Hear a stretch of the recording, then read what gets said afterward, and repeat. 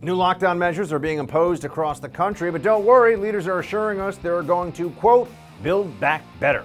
What's that even mean? I'll tell you. It's time for Hold the Line.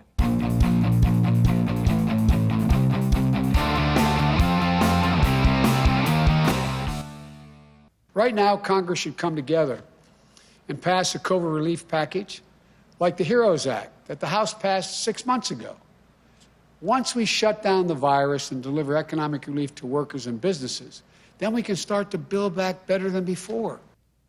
Welcome to Hold the Line, everybody. I'm Buck Sexton. That was Joe Biden explaining how he's not just going to rebuild the U.S. economy, he's going to tell you that it's better when all is said and done than it's ever been before. We keep hearing this slogan, build back better, over and over again as cases of COVID continue to rise. In New York, Governor Andrew Cuomo was using the phrase as early as April to describe his plan for the Empire State. And it's not just being used in the U.S. I think this is important. Everybody should understand this. It's being used on a global scale. That's right. The Build Back Better slogan is international. You can see it here with UK Prime Minister Boris Johnson. It's used in Canada. It's used by the Pakistani government and global organizations like the OECD, the Organization for Economic Cooperation and Development. These are globalist friends, if there is such a thing.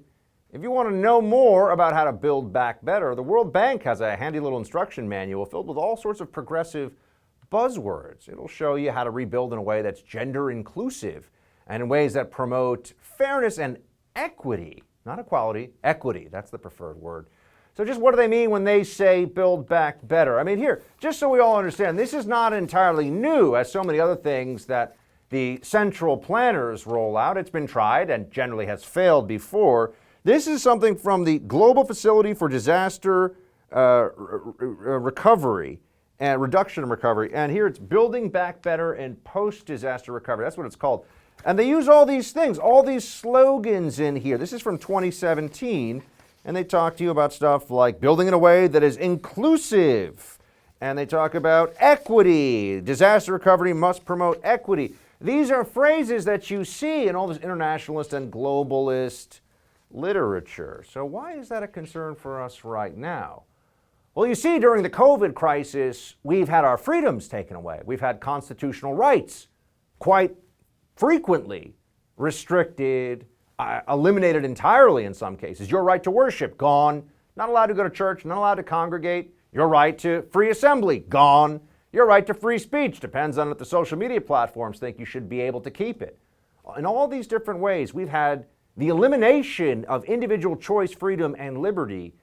But what the Democrats, what the socialist left sees here is an opportunity. That's what you have to understand.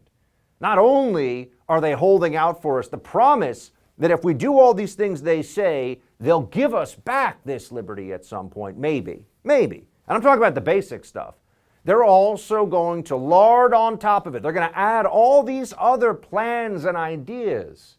They're going to make sure that they don't just let you go and open your business again. That business better be eco-friendly. That business better list its pronouns. That business better be part of a Green New Deal energy plan. What does that have to do with COVID? Nothing. But that's the whole point. We have a population that is fearful, a population that has been programmed, that has allowed itself to normalize the kind of government overreach that would have been unthinkable 1 year ago from when I speak to you. Someone thinks now the Democrats are just going to let that go? They're going to, in a possible, not yet decided, future Biden administration work to restore normalcy, you'll notice that's not the thrust. It's going to be better. They're going to use this opportunity, all of us unsettled, all this government overreach, all the power, the dictatorial impulse unleashed on American society, who you can see, where you can go, what you can do, all of this at their discretion. They're going to start to unravel this in pieces over time. It's going to take them quite a while. But all along the way, there's going to be this constant negotiation going on, except you don't get to say no. It's just a question of how much they want to try at any one time. They're going to be saying that we need to turn this into a crisis that will tackle climate change as well. they're going to turn this into a crisis that will be about restoring equity. They'll say, look at how unfair COVID was. They'll point to different groups of people that it's affected more, and they'll say, we have to make amends for that going forward. The healthcare system lacks equity. Our financial system lacks equity. As we saw in COVID, therefore, we get to make the determinations. We get to tell you what you can do. You think this is going too far? You think it's too much? If I told you 1 year ago to the day, and here we are at the 1 year anniversary of what is believed to be the official founding, if you will, or finding out about COVID. That's right, COVID-19, because it was found in 2019. If I told you 1 year from today, back in time, that there would be a period in American history where you would be told how many relatives are allowed inside your private home for Thanksgiving based on government dictate, you would have said I was crazy. And yet here we are. That there would be people in the government, including elected and unelected officials, who would give you advice like, don't wear a mask, which is what they said in the beginning, then contradict themselves later. And if you have any questions about those contradictions, they will use the force of law. They will coerce you into shutting up, bending the knee, and doing what they said. You would tell me, Buck, no way. This is nonsense. It's a conspiracy. That would never happen. Not in America. Not in the give me liberty or give me death country. Apparently it's give me liberty or give me an occasional payment from the government with plenty of Netflix and takeout food, and I'll just be quiet. Way too much of that going on in the country. That's what we see. Oh, and who is the ruling class? That group of hypocrites that's telling you to stay home while they go do whatever they want to do. We just had GAVIN Newsome went to one of the fanciest restaurants in the whole country, and he goes, oh, I'm sorry, I shouldn't have done this, but you should still listen to me. The mayor of Chicago, I was out partying in the streets in huge gatherings, but it was really important. It was a Joe Biden victory celebration. And on, the fifth funeral for John Lewis. Oh, D.C., if you go from D.C. to there, Mayor Bowser will make sure that you're exempt from the COVID rules, right? Their birthdays, their celebrations, the ruling class, it's important. Yours, not so much. You're a risk. Not only are you not allowed to make those mistakes, if you do, they'll bring down the force of the state upon your head. They'll punish you. They'll take your money. They'll shut down your business. They'll even arrest you. They'll even arrest you for protesting against the fact that they think they can arrest you for protesting. That is the Orwellian world in which we have been living for months. And what do they say? Wear a mask. Which is funny because we've been wearing masks for months and months and months now. More cases than ever. Dr. Fauci's out there telling everybody we're heading into a long, cold winter of more cases than we've probably ever seen before. We're setting records. And they tell you, you haven't masked up enough. I assure you, friends, that there are people out there, if you wore a mask 24/7, if you slept in it, if you showered in it, there would still be people who would somehow get this disease. And you know what the experts would tell them? Didn't mask up enough. Sorry. Our genius advice that used to be contradicted by our own advice is just something you're not willing to follow. So who rules over us? What's their plan? You might have seen there's some attention being paid in conservative circles these days to Archbishop Vigano. He's a very interesting fellow. He put out an open letter to the President of the United States, and I'm telling you, he sees what's happening here. And I think it's a scandal and it's a shame that more Americans with platforms, more Americans who have the clout, who have the ability to speak out against this, and they don't have to worry about the economic consequences. They don't have to worry about what's going to happen to them professionally. They'll be just fine. This is about the nation and its freedom and its future. But they're quiet. No, they're quiet. Much, much easier to focus on some other issue than this, the primary challenge of this moment. It's not getting the truth about Hunter Biden, friends. Trust me, it's getting your freedom back from COVID. Here's what Vigano says. We see heads of nations and religious leaders pandering to this suicide of Western culture and its Christian soul, while the fundamental rights of citizens and believers are denied in the name of a health emergency that is revealing itself more and more fully as instrumental to the establishment of an inhuman, faceless tyranny. A global plan called the Great Reset is underway. Its architect is a global elite that wants to subdue all of humanity, imposing coercive measures with which to drastically limit individual freedoms and those of entire populations. Does anybody who is paying attention doubt that that's what's going on here? The people who told you that this was about your life, that this was about your safety, they changed those rules the moment that it was BLM protests in the streets, or it was a Biden preemptive celebration. So is it really about that, or is it about something else? You know the answer. Do not forget it. Do not allow them to gaslight you into doubting what you have already seen. Don't let the ruling class get away with this. It is time to hold them to account. It's time to take back those freedoms. It's absolutely essential. Up next, we're going to have my friend Will Ricardella joining us to talk about what's happening in the great state of Georgia, as well as on Capitol Hill with this tech hearing today. Stick around. Economic uncertainty has left us all wondering about the future. The stock market seems to blow back and forth with the winds of political change. So what do we do to protect ourselves and our income for the future? For over a decade now, simple and conservative real estate investing has been the retirement answer for thousands of done-for-you real estate clients, and it's now part of my answer to retirement. I'm not just a believer in what done-for-you real estate does, I'm a client. I recently closed on my first ever investment property with my friends at Done For You Real Estate. In fact, it's the first property I've ever bought. Their system flat out works. Done For You Real Estate found me an amazing property, got me the financing, got it all fixed up, and are already renting it out for me and managing it for me. I'm just collecting rent checks right now. They're an award-winning, groundbreaking company that with 13 years of experience that allows everyday hardworking Americans to finally own investment real estate without all the risk and difficulty of doing it on your own. Visit doneforyoubuck.com to learn more and to find out if you qualify to take advantage of what may be a once-in-a-generation opportunity to finally grow your own investment real estate. Welcome back. It's getting muddy in the Peach State as a vote count there, a recount in fact, discovered more than 2,600 ballots in Georgia's Fulton County that were just not tallied. Here's what Gabriel Sterling, the state's director of elections and operations, said what happened here. Play it. What apparently it looks like is maybe a memory card from one of the early vote devices was not loaded. And normally that would be caught by, checks and balances within a county, which is the reason the secretary feels like in this particular case, this was an egregious thing, and it wasn't discovered until we did this audit. So what's really going on here? Let's bring in Will Ricardella, digital engagement editor at the Washington Examiner.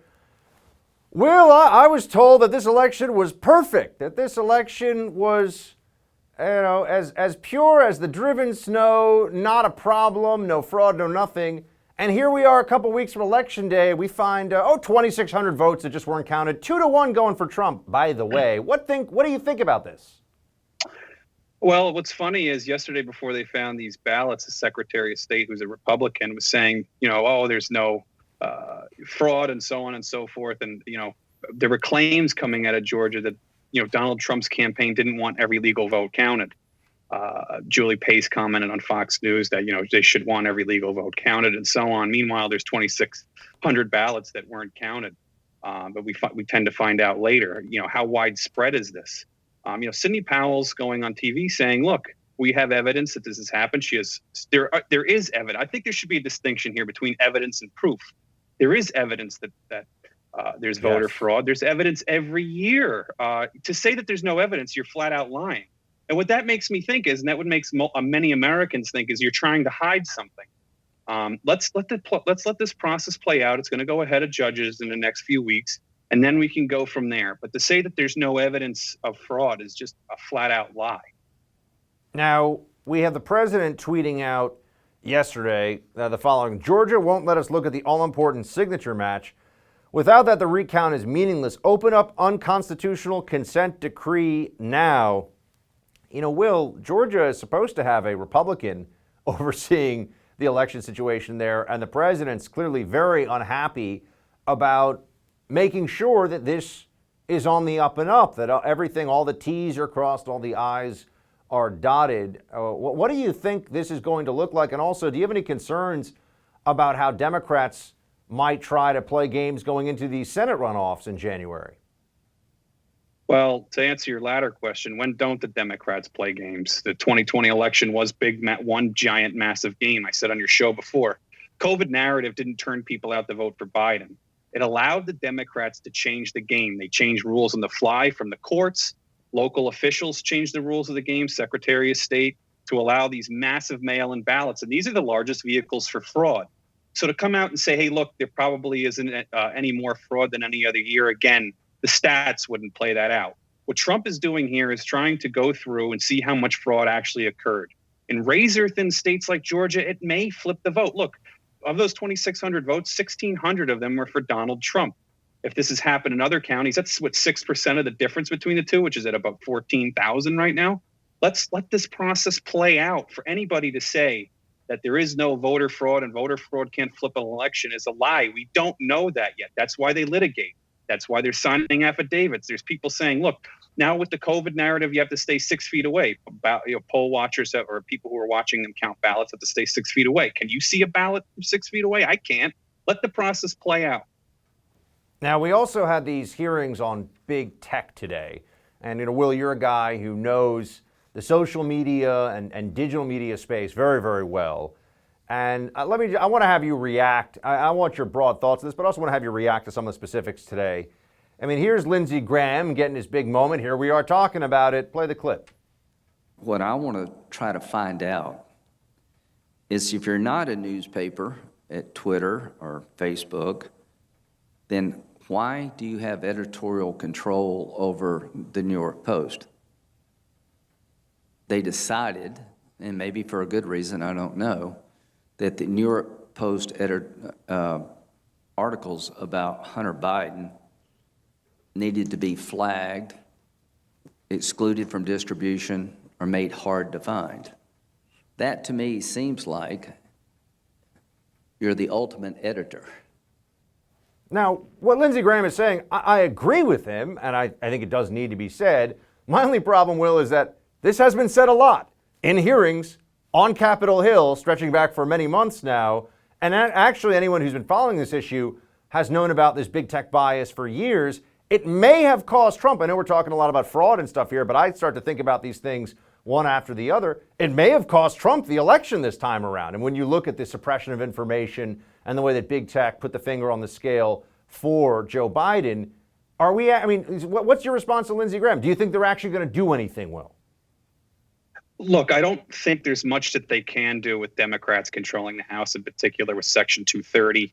I don't think there's a lot that government can regulate. You can make all the public utility arguments, the public health concern arguments, but the government shouldn't be protecting the company as if it's not a publisher. It clearly is. It decides what content does go on and doesn't go on the platform. That's where they can go. And why are they protected from any sort of litigation? If these companies had to hire lawyers to deal with that litigation, it'd be a huge cost.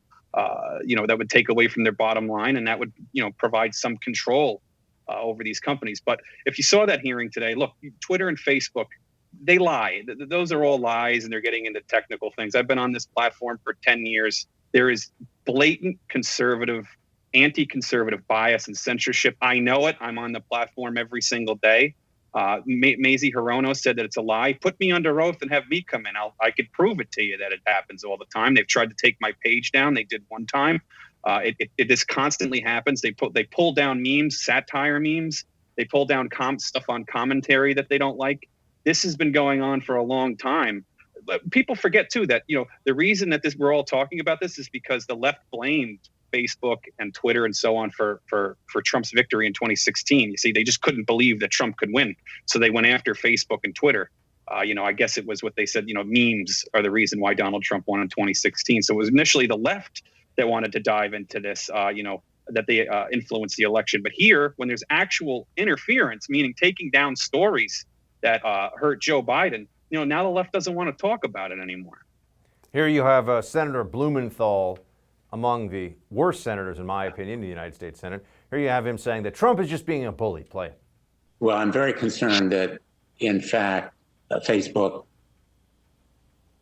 seems to have a record of making accommodations and caving to conservative pressure. And the president has tried to use an executive order on Section 230 to again bully or browbeat and exert pressure on you and others in this industry. So Democrats want things to stay just as they are, don't they, Will? Didn't this guy claim he was a war hero in Vietnam? What credibility does he have to even sit up there and talk? Da Nang Dick? Yes, indeed, he did claim to have been in Vietnam, and he was not. Why is he up there? Isn't that stolen valor? Are you kidding me? Anything he says doesn't matter. First of all, that guy doesn't even know what the internet does, let alone what Facebook and Twitter do. There's people who are on this platform all the time. It's very easy to see that it's anti-conservative bias, and that guy has zero credibility. He's shot. There's nothing to listen to there. Will Ricardell, everybody, of the Washington Examiner, laying it down. Will, good to see you, my friend. Thanks again. Thank you. Thanks. Joe Biden's cancer research charity is under scrutiny for its notable lack of charity. But he's not the first Democrat to scam donors and to pollute charitable giving. More on that when we come back. First thing I do every day, splash some water on my face, brush my teeth, and then get myself a delicious cup of Black Rifle coffee. This is my one constant. I'm drinking Black Rifle coffee 3 or 4 times a day. It's absolutely delicious. This is small batch roast-to-order coffee that's brought to you by veterans of the special operations community. In fact, the CEO and founder, Evan Hafer, started Black Rifle after 20 years in the U.S. Army. Evan founded Black Rifle back in 2014, along with Army Ranger Matt Best. They combine 2 passions, developing premium, fresh roasted coffee and honoring and supporting those who serve on the front lines. Black Rifle Coffee has donated over 45,000 pounds of coffee, or over 1 million cups of coffee, to soldiers deployed overseas, to law enforcement officers, wildland firefighters on the West Coast, and medical workers during the COVID-19 response. By the way, that's just in 2020 alone. For every coffee purchase you make throughout November, Black Rifle Coffee will send a bag of their limited edition holiday roast to a service member currently deployed overseas, and it'll be delivered by Christmas morning. Being founded and operated by veterans, the team at Black Rifle Coffee knows what a quality cup of coffee means to active duty troops spending the holidays away from home. You want to support the cause and drink the best coffee you're going to get anywhere? Go to blackriflecoffee.com/buck today and check out the freshest coffee in America. The team has spent thousands of hours tasting, sourcing, and perfecting coffee from all over the world. All you have to do is go to blackriflecoffee.com/buck. That'll get you 20% off of coffee, apparel, and gear, as well as 20% off your first month of the Coffee Club.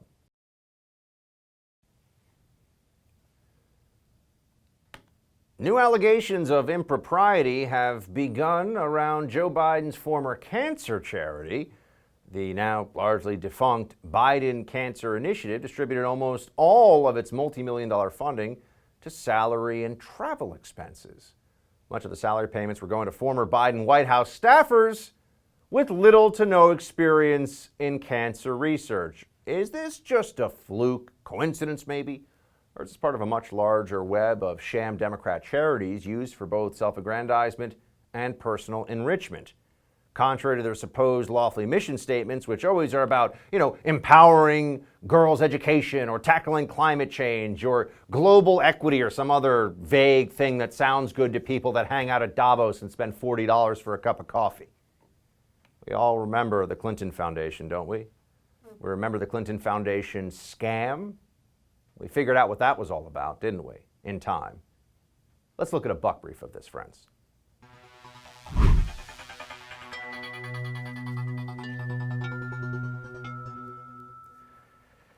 Yes, Joe Biden.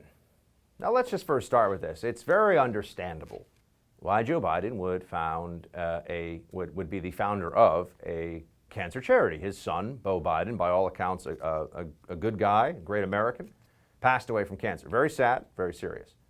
So we can understand why Joe Biden would take this interest. But that doesn't mean that what happens with that money in that charity is beyond reproach. Quite the opposite. If anything, we would expect Joe Biden to honor the highest ideals of a charity as a result. Right? This was supposed to be in his son's name at some level. Right? It's the Biden Cancer Initiative. So what really happened? Let's dig into this. In 2017, Joe Biden founded this cancer charity, the Biden Cancer Initiative. In 2 years, it took in $4.8 million in contributions. Now, let me just tell you, as somebody who's had friends who have also started charities for things like heart transplant patients and wounded warriors, $4.8 million in 2 years for a brand new charity, that's a lot of money. That's a lot of donations. What did they do with that money? Oh, that's right. They spent $3 million on salaries and almost $1 million, $956,000 on travel and conferences. 0 grants for research and treatment. Isn't that fascinating? So what were they doing? I checked this out because now the fact checkers in our media, who are really just lib journos who want to add a little more unearned credibility to their statements, right? They try to put in, oh, well, now we have a fact-checking organization, just trying to launder the propaganda that their newsrooms are putting out. Snopes did a fact check on this. The numbers I gave you are absolutely correct. There's no hiding from that. They're saying, well, they never really said that they were going to have a charity that gave money to research against cancer. I mean, the charity's statement was that they were going to bring together thinkers and innovators in the general cancer fighting space. Right. You feel that swampy creature thing going on there? That's exactly what this is all about. We're not fools. We understand this. This is Joe Biden raising, remember, the people that give that $4 million that they gave out to buddies of Joe Biden's, they get tax write-offs for that. This is a great scheme, a great scam if you can pull it off. Paid out a lot of salaries for an organization that didn't really do anything other than put together some conferences. So who wants to bet that if you dug into this, you'd find out that the Biden Cancer Initiative paid for some private jet travel for Joe Biden and some of his top cronies, Jill Biden and others around him, right? Who wants to bet? Or that they were staying at 5-star resorts for these conferences where all their meals were paid for. Again, taxpayers subsidizing these activities. And they say it's all about charity. Doesn't this kind of remind you of another charity? The Clinton Foundation. Right? If you look at the Clinton Foundation, you will see that it was all about helping the world and addressing the world's problems. But anybody who knew the Clintons at all understood that that was a fraud, that it was essentially a front organization, that it wasn't really a charity.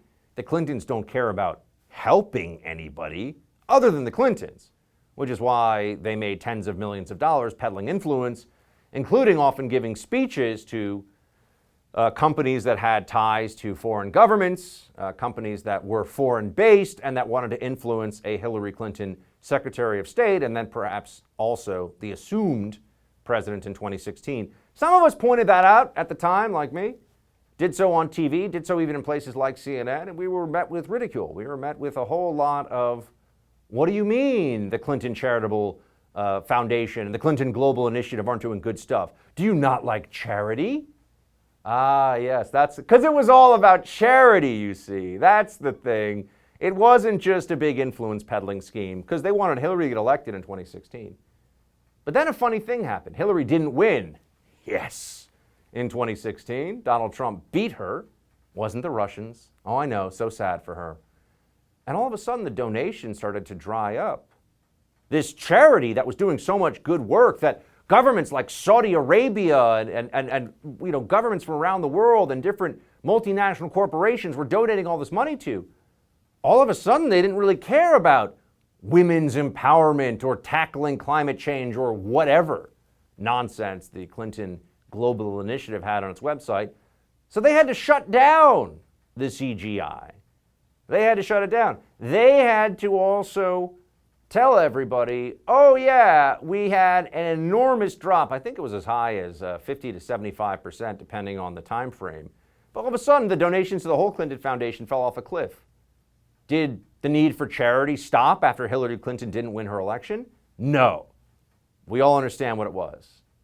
And what was the Clinton Foundation doing during that period? I remember that they spent over $50 million, that's right, $1 million on private jet travel for executives. You work for a charity, you can't fly in a commercial plane like everybody else, got to fly private, huh? I wonder how many meals Hillary Clinton and her cronies and her family members wrote off under the guise that they were doing charitable work when there was no charity being done. This was an excuse for people to throw fancy cocktail parties and get together and exchange Rolodexes and talk about how they're going to collaborate for business opportunities in the future, including the business of the Clintons when she would be president. Doesn't that all sound like a template that Joe Biden was also running here with his charity? $4 million, $3 million in salaries, $1 million in conferences and travel expenses.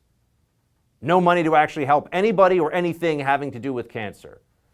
But Joe Biden's a return to integrity and honesty in America. Joe Biden is going to be a guy who's just your good old faithful grandpa that you can trust, America. Only idiots believe that, but unfortunately there were enough dumbasses in this country the last time around in the election that here we are. Here we are. The Biden charity scam, and no one even cares at this point. Well, you know what? I care. And I'm going to continue to follow it. I'm going to continue to pay attention. So what's going on with the media and Joe Biden? Why are they already treating him not just like a president, but like he's the emperor of Earth? Are they ever going to ask him a real question that challenges him or that makes him take a difficult position? No, I don't think so. We're going to drop by with our friend Ned Ryun, founder of American Majority, on that in just a moment.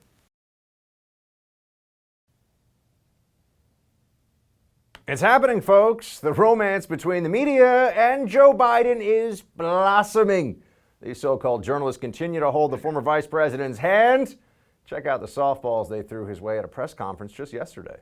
What do you see as the biggest threat to your transition right now, given President Trump's unprecedented attempt to obstruct and delay a smooth transfer of power? You just spoke of some of the dangers of the president's continued stonewalling of this transition, but it doesn't appear that the president is going to come around anytime soon and admit defeat. So what are you going to do? At the end of the day, do you want him to concede? Will you get vaccinated? And if you're hesitant, why should any American have confidence in the vaccine? What is your message to people who are considering, for example, getting together with their families and others for Thanksgiving? Would you urge people to reconsider their plans? I mean, the president is like totally a dangerous monster, and like we just are so glad that you're going to stop him from being so monstrous. Where are the questions about COVID-19 or stimulus relief for dying businesses? Or what about questions about the violence we saw over the weekend in D.C., where a bunch of loony Biden voters, because that's what they are, attacked Trump supporters? They were hunting them down and assaulting them, members of Antifa and BLM. Where are these hardcore, serious, oh so honest, neutral journos when we need them to push Biden to denounce this violence? Because they say, after all, he's already the president. They don't believe in this election not yet done stuff. That's a conspiracy. No, they'd rather ask about whether families should get together on Turkey Day, you know, the important stuff. If this is what it's like for the next 4 years, then we are in a lot of trouble, my friends. Joining me now to discuss this is Ned Ryun, founder and CEO of American Majority. Ned, if nothing else, and I know this election is not over, you and I are aligned on that one. There's still fights underway. We got to see how it all shakes out. But just looking forward for a moment, just as a mind exercise to the prospect of a Biden presidency, it will be something like what we saw with Obama, won't it? I mean, the press will all try to outdo each other with talking about how wonderful and brilliant the God King Biden really is. Except it's going to be even harder to do because he's a fraction of the man that he used to be. You know, I think the thing that's sickening and nauseating, just even watching that clip, Buck, I mean, again, they've proven they're not really journalists. They're partisan operatives masquerading as reporters and journalists. And they're not even trying right now. I mean, they've really, truly, over the last 4 years, simply become propagandists for the left. It's been that way for a long time, but they've dropped the masquerade. But to watch this, it's disheartening, it's nauseating, but I think it's even dangerous. We can't have a free society without an honest and objective press, which we clearly don't have. And we're laughing about this right now, Buck. I mean, literally softball questions at Biden. But the whole point of an honest, a free and honest media is for there to be accountability and transparency. So what's going to happen when he starts to have negotiations, again, in theory, if Biden is to start to have negotiations with the Chinese, and I think he's clearly compromised on that issue, and the reporters aren't going to ask him the hard questions about what was being discussed, trade deals, some of the did this actually endanger national security? They're going to be asking, what was on the menu, and did you get to pet President Xi's pet dog? I mean, that's the level of the operatives these days. But it's dangerous for us as a people because the American people deserve to know, regardless of which party's in power, what's actually going on in D.C. And they're not getting that right now, and I don't expect they're going to be getting that anytime soon. And then there's something of a tragic irony that you and I both see in all this, because one of the biggest charges leveled against the president for 4 years now from his critics in the media is that he's a fascist, right? We keep hearing he's a fascist or a dictator, or a combination of those two terms. They like to throw those together. And anyone who knows anything about geopolitics or history, both, will tell you that it's regimes where the entirety of the press are in their pocket that are the fascist regimes, that are the dictatorships. You know, Saddam didn't have 95% of the journos in his country all talking about how he was a traitor and actually worked with some foreign government to steal an election, right? I think what we're going to see here is the media showing us really what we should be concerned about, which is having the fourth estate here in the back pocket of somebody, in this case, Joe Biden. And that goes exactly to what you're saying, which is, how can we have transparency? How can we know what the heck is going on when they're all vying for Biden's favorite little pat on the head of the month? Yeah, no, that's right. But it gets even worse, Buck. I mean, we see this absurdity of whatever you want to call the media, because it's not really media, but it's really this confluence of the media, big tech, corporatism, all of these powers that are aligned against, I truly believe, the best interests of the American people. How are you actually supposed to, moving forward? And this is a real concern that I know we've discussed, but a lot of people are discussing. How are you supposed to have truth and accountability and transparency and free speech and free flow of information so you can actually get to the truth of what's going on when all of these powerful entities, and let's face it, as much as we don't want to admit, they're still very, very powerful, have all the ability to actually dictate the flow of information, what's being discussed, what's being talked about, what's being reported. I mean, we're looking at a really interesting time moving forward, and I think it's a shame. You know, I was watching these social media hearings today in Congress and thinking, this is kabuki theater. Yeah. You know, Republicans used to control both chambers of Congress, and, you know, they're having their moment in the sun, you know, ripping into Dorsey, ripping into Zuckerberg, and I'm thinking, nothing's going to happen. You guys had your moment to break apart these monopolies, do something on Section 230 reform, go after them to break apart their power. You did nothing. And now I think you've really put us in a very dangerous place with this tech oligarchy and the power that you know Biden is not going to address. They're going to be reinforcing a Biden administration. It's going to be hand in glove between Biden and the tech guys. And then you throw in the journalists. We're going to have a tough time ahead for the American people unless we can get back into power and actually cause real reform to take place. And you bring up something very important here with the, as you put it, kabuki theater, the theater on Capitol Hill, and I think that's a very good way of putting it. We've seen how many of these hearings now. I mean, I'm somebody who works in politics for a living, as I know you do too, and my eyes glaze over now where it's, oh, here we go, another senator that wants to show that he or she even understands these issues in some meaningful way, and they give some big speech, and how dare you. We already know they're biased. We already know they've been caught. We know they tried to throw the election for Biden. They've suffered no consequences. And Ned, when we see who the Biden administration in waiting, right? They act like they've already won, so they're taking those steps.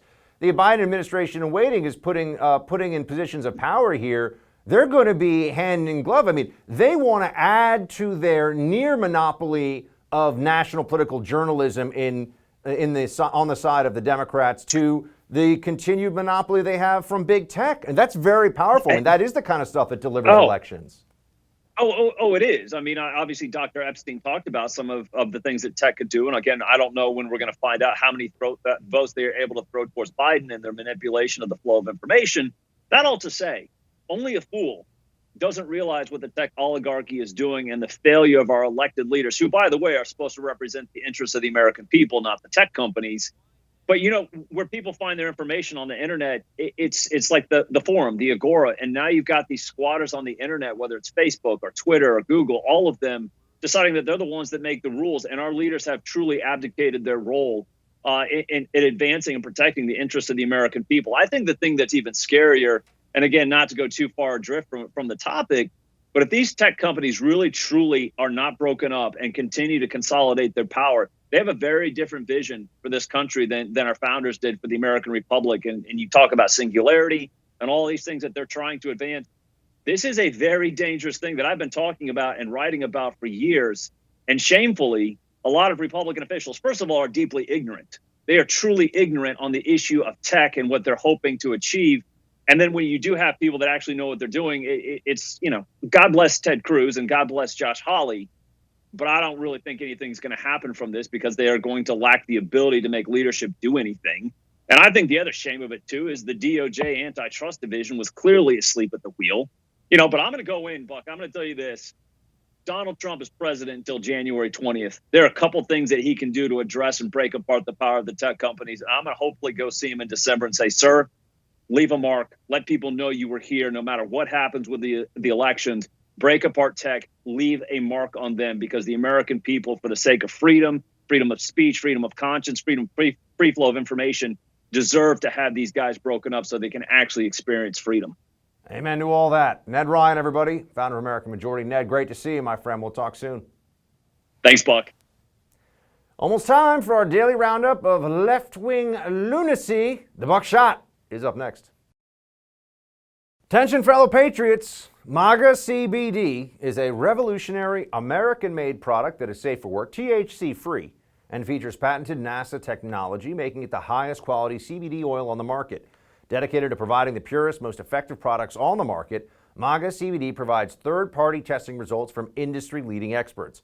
MAGA CBD is 100% committed to customer satisfaction and product quality. Best of all, 10% of proceeds benefit veterans and first responders. Personally, MAGA CBD has helped me sleep through the night, something I used to struggle with a lot.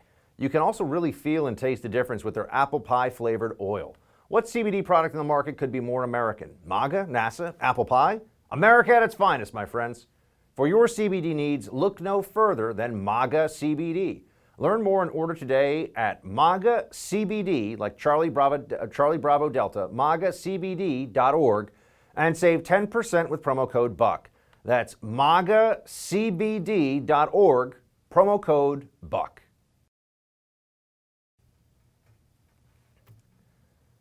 More left-wing hypocrisy on display, but you know, what's new? CNN anchors congratulate themselves, and Bro Cuomo has a Freudian slip. We got it all in the buckshot.